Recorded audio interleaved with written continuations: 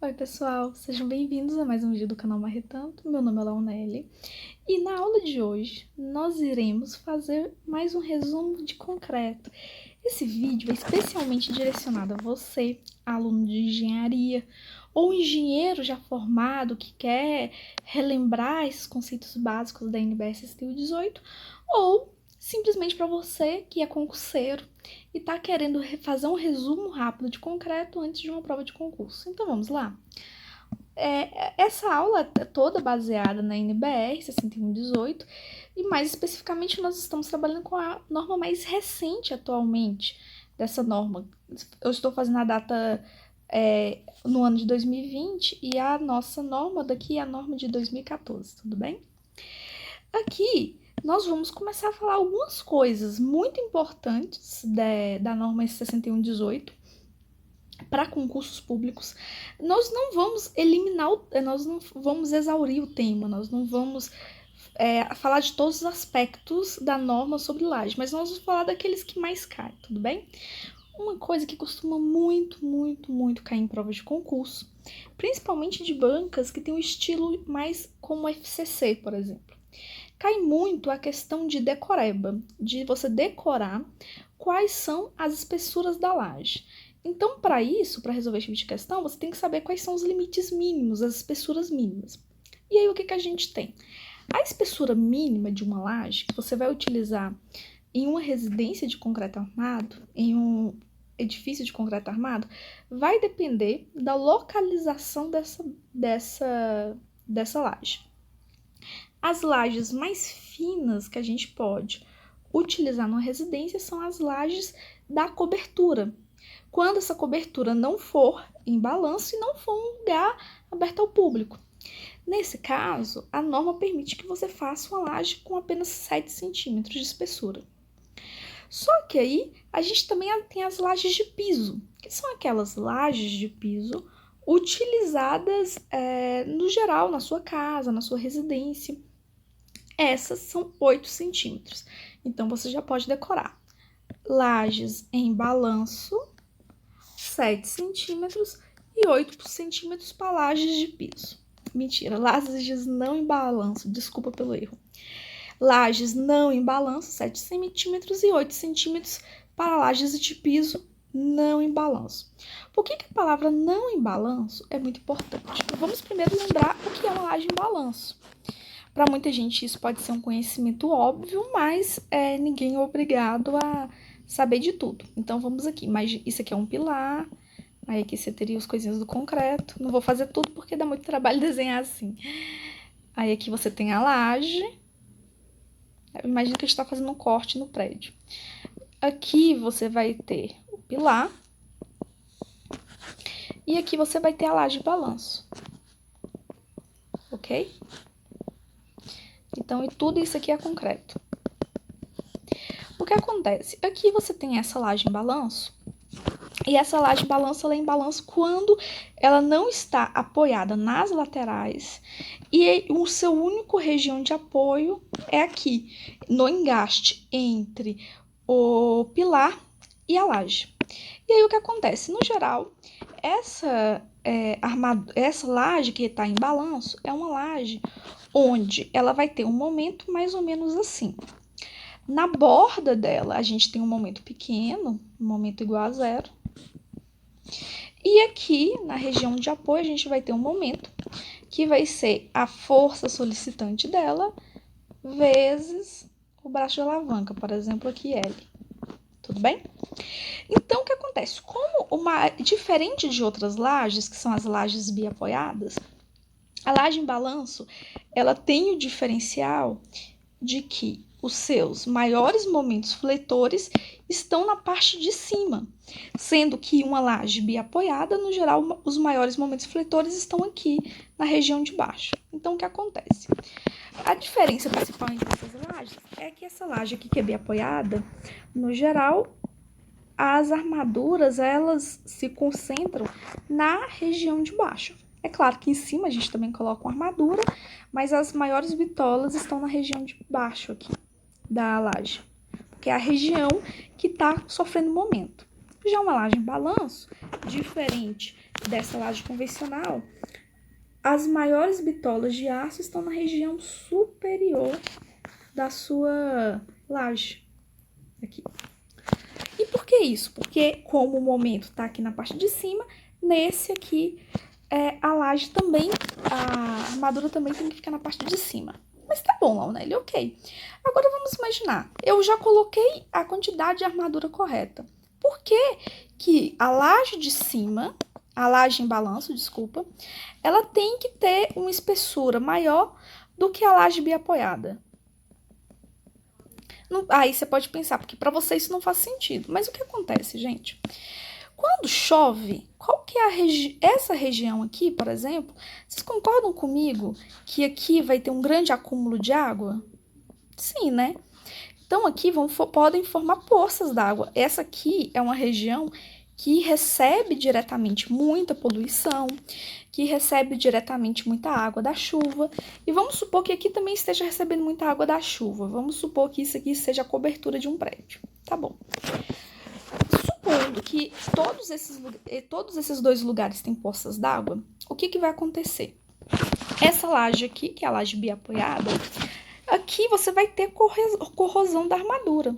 Mas essa armadura que está aqui na parte superior, ela é uma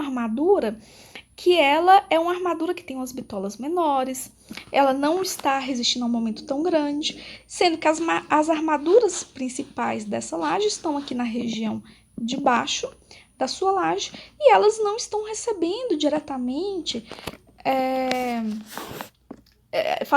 elementos corrosivos. Já aqui, quando você pensa na laje de balanço, é justamente essa região aqui superior, onde estão as maiores bitolas de aço que estão recebendo água diretamente, poluição, etc. Então, caso você não faça um cobrimento adequado, vamos supor que você não fez um cobrimento adequado, o que vai acontecer com essa armadura que está aqui em cima? Ela vai começar a sofrer um processo de corrosivo. E pode ser que nesse processo corrosivo você diminua muito a área de aço dessa armadura. Diminuindo a área de aço, vamos pensar, a gente tem aqui algo que tem balanço. Você não tem um outro apoio aqui para impedir que isso caia. Então, como você não vai ter um outro apoio aqui impedindo que isso caia, existe uma grande chance disso aqui tudo cair. Tudo bem? E caso isso caia, pode provocar um acidente muito grave. Então, justamente por isso que a norma exige que lajes em balanços tenham uma espessura maior. Porque quando você aumenta a espessura de concreto, você vai ter mais concreto para proteger essa armadura de uma eventual corrosão. Tudo bem? Eu espero ter explicado direitinho. Deixa eu ver quanto tempo de aula. Já tem 8 minutos de aula. Eu tenho que apressar um pouquinho mais, né? Então, enquanto para laje de piso, você pode colocar... Opa! Só um segundo. Enquanto para laje de piso... Aqui. Enquanto para laje em balanço, você pode 7 centímetros. Para laje de piso não em balanço, você pode 8. Agora, já a laje em balanço, o que você vai perceber? Que a laje em balanço, você tem que ter uma espessura de concreto maior. Em vez de ser 8 ou 7 centímetros, aqui você vai ter uma espessura de 10 centímetros. E aí nós temos também, a norma também especifica qual a espessura da laje para lajes em que você tem veículos apoiados. E aí, essa espessura da laje, a espessura mínima, vai depender muito do peso do veículo que está em cima dessa laje. Se for um veículo com um peso menor ou igual a 30 kN, você pode utilizar uma laje de 10. Agora, se tem uma garagem que tem possibilidade de ter veículos com peso maior do que 30, necessariamente você tem que utilizar uma laje de no mínimo 12 centímetros, ok? Além disso, outro tipo de laje que é muito importante a gente falar são as lajes com proteção. Caso você tenha dúvidas sobre proteção, eu posso depois fazer um vídeo só sobre isso. E aí o que acontece? Nesse caso, você vai ter que ter no mínimo 15 centímetros, ou o maior desses dois valores, que seria, você pega o vão da laje e divide por 42, para lajes de piso biapoiadas, ou L, o vão, por 50, para lajes contínuas, ok? E, finalmente, nós temos 16 centímetros para lajes lisas e 14 centímetros para lajes cogumelo. E agora, nessa aula, a gente conseguiu explicar de forma detalhada as espessuras mínimas para cada um dos principais tipos de laje que a gente adota na construção civil, tudo bem? Mas aqui, em relação à laje em balanço, que é a laje em balanço, eu tenho que fazer algumas observações adicionais. Por quê? A norma fala o seguinte, que a mínima espessura da laje, a laje em balanço é 10 centímetros. Mas, mesmo ele falando isso, ele nos diz o seguinte, a regra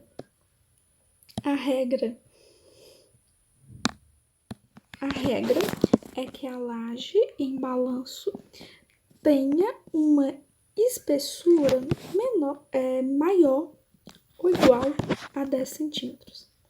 Então, em regra, a espessura da laje tem que ser maior ou igual a 10 centímetros. Mas, mesmo assim,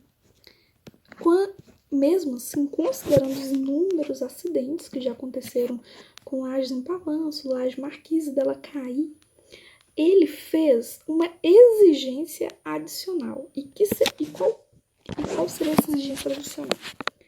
Caso você utilize uma laje menor que 19 centímetros, eu coloquei 10 aqui, mas é 19 centímetros, você vai ter que multiplicar o coeficiente dessa laje por gama N. Esse gama N seria um coeficiente para que você consiga aumentar a segurança da sua estrutura. É mais ou menos uma penalização que a NBR 18 faz ao construtor quando ele utiliza uma laje em balanço. Tudo bem? Tá, mas aí você talvez esteja se perguntando, o que seria esse gama N? Que na verdade é um coeficiente adicional. O que seria esse gama N? Como eu vou utilizar esse gama N no meu dimensionamento? Então, se você também está com essa dúvida, eu vou te explicar agora detalhadamente isso, tá bom? Para que eu consiga te explicar isso, para que eu consiga responder a essa pergunta que talvez você esteja fazendo nesse momento, eu vou ter que fazer uma pequena e rápida revisão desses conceitos de coeficientes estabelecidos pela norma 6118. Assim eu vou conseguir explicar esse assunto para vocês de forma mais detalhada, tudo bem? Então vamos lá. O que acontece é o seguinte, quando você vai dimensionar uma estrutura de concreto armado, ou de estrutura metálica, ou madeira, ou etc., você nunca vai utilizar nesse dimensionamento o valor da carga que de fato está atuando nessa estrutura. Vamos ver isso aqui de forma detalhada. Vamos supor que aqui eu tenha uma laje. Aqui eu tenho uma laje de concreto armado. E sobre essa laje de concreto armado, tenha uma carga distribuída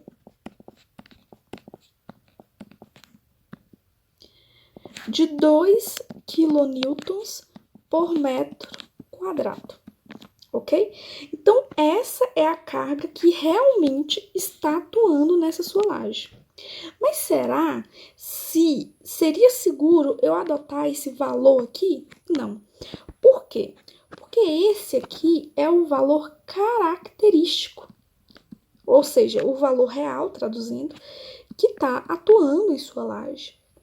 Só que você nunca vai utilizar no dimensionamento o valor característico. Aí você deve estar se perguntando, Launelli, o que eu vou utilizar então? Você sempre vai utilizar o valor de cálculo, que é representado por FD. Esse FD aqui significa que é o valor de cálculo. Tudo bem? E aí o valor de cálculo é igual a gama F, que daqui a pouco eu vou te explicar o que ele é, multiplicado pelo esforço solicitante característico, que é aquele que realmente atua na estrutura. Tá, mas talvez você se pergunte, por que eu tenho que utilizar esse gama F? Ok, vamos pensar o seguinte, você dimensionou uma laje para ser usada em uma residência, em uma casa, e aí teria mais ou menos esse valor. Só que a pessoa que te pagou para fazer esse projeto decidiu que ao invés de utilizar isso como residência, ele iria fazer com que essa laje fosse utilizada como depósito. Só que ele não tinha te falado isso, que ele ia utilizar isso como depósito. Então, o que acontece? Quando ele utiliza essa laje, que era para ser uma laje residencial, para um depósito, você teve um acréscimo no valor da carga que está atuando, da carga característica que está atuando nessa laje. Então, para considerar fatores como esse, nós utilizamos o coeficiente gama F, que aí você teria uma margem de segurança nisso, ok? Ótimo. Agora, então, aqui resumindo, o valor que você adota no dimensionamento de uma estrutura seria os valores de cálculo, que seria o valor característico, ou seja, aquele que de fato atua na sua estrutura, multiplicado pelo coeficiente de majoração, que no nosso caso aqui é o gama F, tudo bem? Bora ver o que a norma 6118 fala sobre isso? Então vamos ver aqui rapidão. A norma 6118, ela fala o seguinte, que os valores de cálculo, ou seja, FD, das ações são obtidos a partir dos valores representativos, que seriam os valores que estão de fato atuando naquilo, multiplicando-os pelos respectivos coeficientes de ponderação, ou seja, o gama F. Tudo bem? E esses coeficientes estão definidos no item 11.7. Ótimo. Agora, nós também vamos ver, a norma também nos traz uma definição mais precisa sobre o que seria este coeficiente de ponderação de ação. O que ele fala? As ações ela não dá ao cálculo estrutural uma possibilidade, ela fala que devem, ou seja, uma ordem, devem ser majorados pelo coeficiente gama F, cujos valores encontram-se estabelecidos no item a seguir, tudo bem? Então, vamos ver que valores são esses. Quando você está dimensionando estrutura, nós temos aqui algumas opções. Nós temos as combinações do tipo normais, que seriam aquelas que a gente vai utilizar 99,9% das vezes, especiais ou de construção e excepcionais. Então, e aí nós teríamos esses coeficientes para cargas permanentes e para cargas variáveis. Olha aqui. Quando você tem uma ação que é considerada desfavorável, ou seja, na maioria dos casos, você vai utilizar o valor de 1,4 para ações normais e o valor de 1,4 para ações variáveis, tudo bem? Já quando o valor é favorável, vai ser 1 aqui e 1,2 aqui. Na maioria dos casos, a gente sempre vai utilizar 1,4. Por isso que muitos professores de construção civil, de concreto armado, nem mostram essa tabela, já fala para o aluno, multiplique sempre por 1,4, porque é isso que vai acontecer na maioria das vezes, tudo bem? Então, na maioria das vezes, para você encontrar o valor FD, o valor característico de cálculo, o valor de cálculo, desculpa, basta multiplicar o gama F pelo valor característico, que é aquele que atua na estrutura, ok? Tá, aí eu já te expliquei o que é o gama F, mas isso deve estar falando, mas ela não é L. E a gente não estava falando disso, a gente estava falando do quê? A gente estava falando desse coeficiente adicional aqui para lajes de concreto armado, que seria o gama N. Tudo bem? Ótimo, eu sei disso. Eu só fiz esse resumo para você entender melhor o que seria esse gama N. Então, o que acontece? Para coeficientes em balanço, se você tem um H maior do que 19 centímetros, você vai utilizar o gama N1. Lajes maiores que 18 centímetros, 1,5. Lajes maiores que 17 centímetros, 1,10. Enfim, então aqui ele fala que o quê? Que caso o valor ideal da laje é uma espessura maior do que 19. E caso você não vá utilizar um coeficiente maior, uma espessura maior que 19, você vai ter que utilizar o coeficiente adicional para lajes em balanço, que vai de 1 a 1,45, caso você vá utilizar uma espessura de 10. Tudo bem? Ótimo. Aqui, então, como é que ficaria essa conta? Ficaria da seguinte forma. Eu tenho o FD, eu tenho o FD, que vai ser igual ao gama N vezes aquilo que a gente já utilizava normalmente na maioria dos cálculos, que seria o gama F vezes o esforço característico, tudo bem? Só que no início da aula, vocês devem ter percebido que eu cometi um equívoco na hora de falar, agora que eu percebi isso. Aqui, esse coeficiente, você não vai utilizar ele para H menor que 10, mas sim quando a espessura da laje for menor que 19 centímetros. Sendo que o valor mínimo da laje permitida em balanço é 10 centímetros. Mas você utiliza esse coeficiente para espessuras menores que 19, tudo bem? Então, bora só corrigir aqui atrás o equívoco, o meu erro. Equívoco para falar de forma bonita e erro para falar de forma real, tudo bem? Aqui o que a gente tem? Aqui o que a gente tem? A regra, o valor mínimo para a laje é 19 centímetros. É 19 centímetros, tudo bem? Mas, mesmo que o... Ai, desculpa, eu tô viajando, calma. O valor mínimo para laje, de fato, é 10 centímetros, tudo bem? Só que mesmo o valor mínimo sendo 17 centímetros, a norma te obriga a adotar para lajes menores que 19 centímetros o valor gama N, ok? Então, seria isso. E desculpa pelo equívoco no início do vídeo, tá bom? Então, é isso. E aí, o que a gente vai falar na nossa próxima aula? Na nossa próxima aula, eu vou explicar a diferença entre laje lisa, laje do tipo cogumelo e etc. Eu vou explicar mais ou menos isso para vocês, tá bom? Então, é isso. Eu espero que vocês tenham gostado do vídeo e até a próxima. Tchau, tchau.